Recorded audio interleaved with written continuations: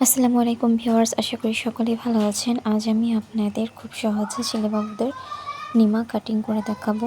তো ভিডিওটি স্কিপ না করে সম্পূর্ণ ভিডিওটি দেখবেন। আমার ভিডিওতে যদি আপনারা নতুন হয়ে থাকেন তাহলে অবশ্যই লাইক, কমেন্ট, শেয়ার করবেন এবং একটি সাবস্ক্রাইব করবেন। এখানে আমি খোলা সাইড আমার নিচের দিকে রেখেছি এবং আটকা সাইড বাইরের দিকে।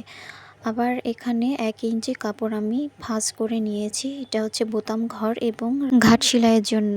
এভাবে নিলে আর আপনার আলাদা করে কাপড় মাঝখান থেকে কাটতে হবে না। আলাদা করে বোতাম বা ঘাট সেলাইয়ের জন্য আলাদা করে আপনার কাপড় লাগাতে হবে না। এভাবে আমার দেখানো অনুযায়ী কেটে নেবেন, তাহলে আর সমস্যা হবে না। আমি ঝুলের মাপটা নিয়ে এখানে আমি ঝুলের মাপ নিয়েছি 13.5 ইঞ্চি এবং সেলাইয়ের জন্য রেখেছি 1 ইঞ্চি, মোট 14.5 ইঞ্চি। এখন আমি কাঁধটা কেটে নেব। এখানে আমি গলার মাপ নিয়েছি 2.25 ইঞ্চি এবং কাঁধের মাপ নিয়েছি 2.5 ইঞ্চি।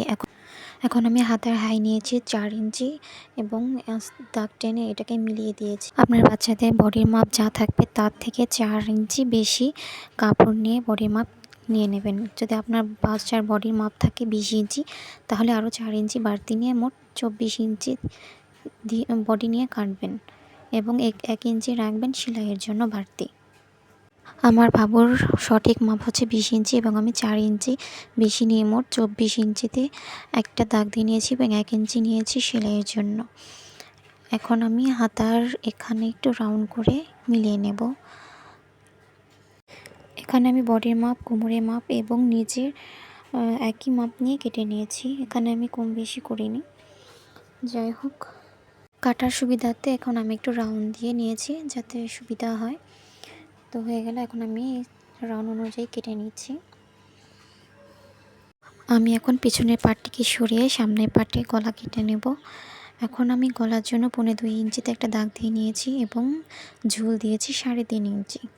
এখন আমি দাগগুলোকে এভাবে সুন্দর করে মিলিয়ে নেব। দেখুন, আমার মতো আপনি একটু স্কেল দিয়ে দাগ টেনে মিলিয়ে নেবেন এবং একটু শেপ দিয়ে নেবেন। আমি একটু শেপ দিয়ে নিয়েছি। এখন এই শেপ অনুযায়ী আমি গলাটা কাটিং করে নেব। হয়ে গেছে। এখন এই দেখুন যে বাড়তি 1 ইঞ্চি নিয়েছিলাম, এটা হচ্ছে বোতাম ঘর এবং বোতামের ঘাট সেলাইয়ের জন্য। এখানে আমি সামনের পাটটিকে সরিয়ে এখন পেছনের পাটের গলা কেটে নেব। সেজন্য জামাটাকে সুন্দর করে বিছিয়ে নিয়ে এখন সেই আগের মতো 2.25 ইঞ্চিতে একটা দাগ দিয়ে নিয়েছি এবং 1.5 ইঞ্চি নিয়েছি গলার ঝুল। এখানে 1.5 ইঞ্চি নেওয়া হয়েছে। আপনারা চাইলে কমিয়ে বাড়িয়ে নিতে পারেন। আমি যেহেতু পিছনের গলাটা ছোটো দেবো সেজন্য 1.5 ইঞ্চি নিয়েছি। এখন আপনাদের আমি একটু মেলে দেখাচ্ছি দেখতে কেমন হয়েছে। এই যে দেখুন, এটা হচ্ছে পিছনের পাট, এটা আটকা সাইড, আর এটা হচ্ছে 2 পাট, যেটা আমি যে খোলা সাইড নিয়েছিলাম সেটা। একটা এইভাবে বসবে, ওই পিছনের পাটের উপরে এইভাবে বসিয়ে দেবেন এবং আরেক পাটটা তো এইভাবে বসিয়ে দেবেন। আর ওই যে 1 ইঞ্চি, এটা হচ্ছে বোতাম এবং ঘাট সেলাইয়ের জন্য। বোঝা গেছে? এখন হচ্ছে আমরা এটাকে সেলাই করে নেব।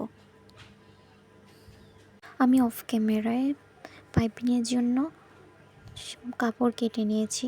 এখানে আমি কালো কালারের পাইপিং দেব। তো প্রথমে যে কাজটা করতে হবে সেটা হচ্ছে কাঁধ সেলাই করে নিতে হবে। কাঁধ সেলাই করে আপনি আগে জুড়ে নেবেন। তো আমি এখানে ডবল সেলাই দিয়ে কাঁধটাকে সেলাই করে নিচ্ছি। আমার এক পাশ হয়ে গেছে। এখন একইভাবে আমি অপর সাইডেও ওই পাশটা কাঁধটা সেলাই করে নেব। এখন আমি দেখাচ্ছি কেমন হয়েছে। এখন এই 1 ইঞ্চি নিয়েছিলাম, সেই 1 ইঞ্চি ভাঁজ করে আমি বোতামের জন্য সেলাই করে নিচ্ছি। এখন আমি একটা ডবল সেলাই দিয়ে দিচ্ছি একটু সুন্দর দেখার জন্য। আপনারা চাইলে একটা সেলাই দিতে পারেন। এভাবে আমি 2 পাশে সেলাই দিয়ে নিয়েছি। একটা হবে বোতাম এবং একটা হবে বোতামের ঘাট। এই দেখুন, এখন আমি এটাকে একটু পিন দিয়ে আটকিয়ে নিচ্ছি যাতে আঁকা বাঁকা না হয়ে যায়। তো আগে আমি হচ্ছে গলার পাইপিংটা লাগাবো, সেহেতু আমি চিকন পাইপিং দেবো। কাপড়টাকে আড়াআড়ি করে কেটে নিয়েছি। এখন আমি পাইপিংটাকে একটু লাগিয়ে দিচ্ছি। পাইপিংয়ের কাপড় আপনার কখনোই সোজাভাবে কাটবেন না, কাপড়টাকে আড়াআড়ি করে কাটবেন, তাতে দেখবেন ফিনিশিংটা খুবই সুন্দর আসবে। আমি এখানে চিকন করে পাইপিং নিয়েছি। যদি আপনাদের মনে হয় যে মোটা করে দেবেন তাহলে একটু কাপড়টা বাড়িয়ে নিলেই হয়ে যাবে। আমি গলার পাইপিংটা লাগিয়ে নিয়েছি এবং এখন আমি হাতার পাইপিংটাও এভাবেই লাগিয়ে নেব। কাপড়ের উল্টো সাইডে কাপড় লাগাবেন এবং উল্টানোর পরে সিধে পাশে চলে আসবে। দেখুন আমি কিভাবে করেছি, একটু খেয়াল করে দেখলেই পারবেন।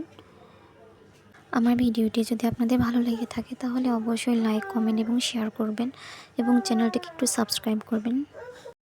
একইভাবে আমি এই পাশে হাতায়ও পাইপিংটা লাগিয়ে নিয়েছি, একটু খেয়াল করে দেখবেন তাহলে অবশ্যই পারবেন। জানি না আমি ভিডিওতে আপনাদের কতটুকু বোঝাতে পারছি। তো এখন আমি সাইডে এইভাবে সেলাই করে নেব। আমি এই সাইডেও এরকম করে সেলাই করে আটকে নেব। এখন আমি সুন্দর করে মিলে নিয়েছি। এখন আঁকা পাকা ছিল, একটু রাউন্ড করে ছেটে নিয়েছি। এখন চিকন করে ভাঁজ দিয়ে নিচে সেলাই করে নেব। দেখুন আমি নিচেও চিকন সেলাই করে দিয়ে নিয়েছি। এই হচ্ছে আমার ফাইনাল লুক। আপনাদের কাছে কেমন লেগেছে অবশ্যই কমেন্টে জানাবেন। খুদা হাফেজ।